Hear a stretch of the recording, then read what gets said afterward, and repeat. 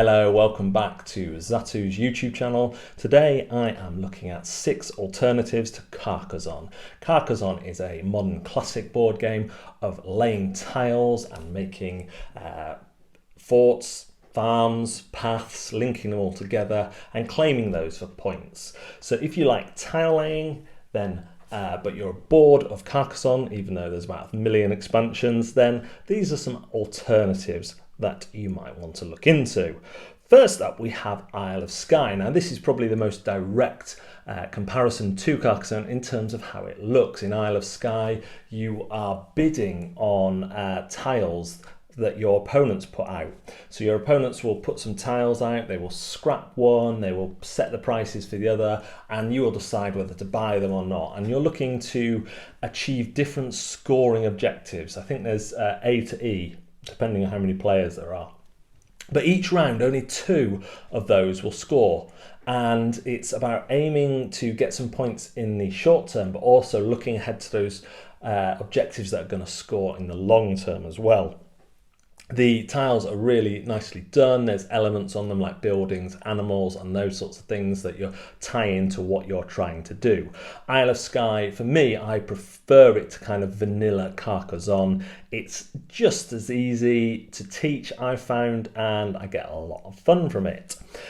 Topia is a new game where you are this time drafting tiles from a central supply, but you're also drafting wooden elements to go onto those tiles and score you points. You're trying to make complete train lines. The long ones will give you points at the end, especially if they have different colour stations, but you also have your own objective card, and then cash bags can double the value of your lines. So you're building these lines up. You have quite free placement of your tiles, and unusually you can kind of half overlap them, so one square one can be half over the other one like that, and it's just really nice, really quick.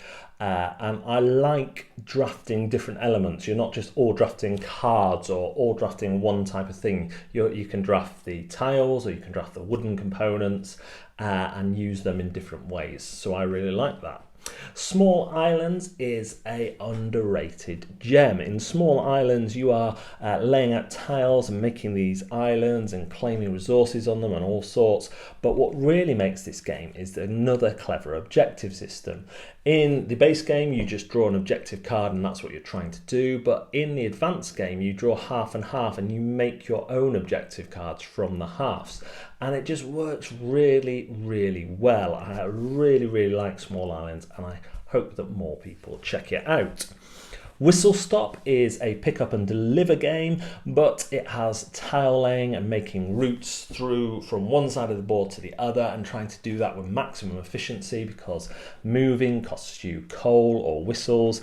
And it's a game that is very simple to play but has a depth to it that is not necessarily apparent straight away, and I love it. I love the board as it kind of expands from one side to the other, and you try and get to the good scoring ones. Then people are like, oh, that was really good, maybe I should go up there with them, and you've got a number of trains that you're trying to get across.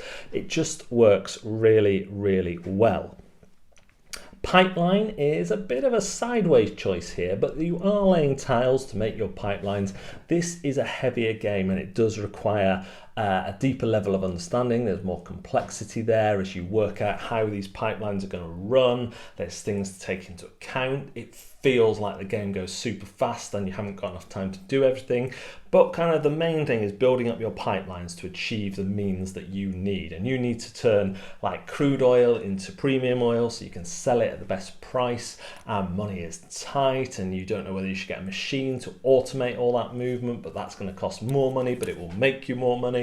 And it's just a fantastic game with a lot of choice. But it is on the more difficult side, and you do have that element of tile laying, and my friend will sit there for ages trying to work out how he can get the different coloured tiles, because all these tiles are unique with the 3 different pipeline colours on, how he can get those to give him the best result. So not a game for everyone, Pipeline, but if you like your heavier games, definitely one to check out. And then lastly is Carpe Diem.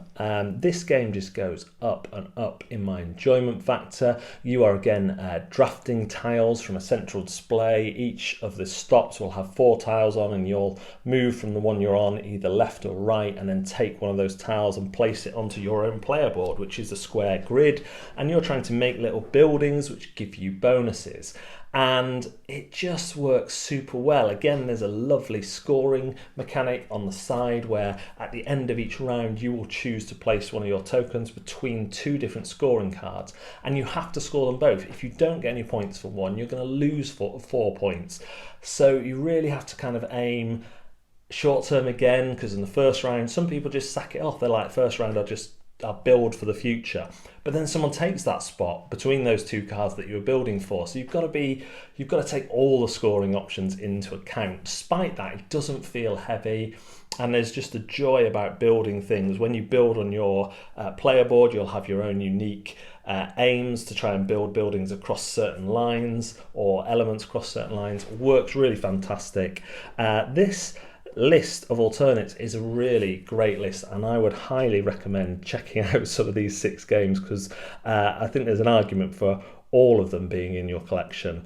I actually don't own Carcassonne, but I do own these 6 alternatives. So they were Isle of Skye, Topia, Small Islands, Whistlestop, Pipeline, and Carpe Diem. Not like the fish, not like trout, but like seize the day. I think so. Anyway, do remember to like and subscribe to these videos on YouTube to get more content. We also do live content on Facebook and Instagram, and are on Twitter too, so do follow us there. All the links are in the description. See you next time. Thanks for watching.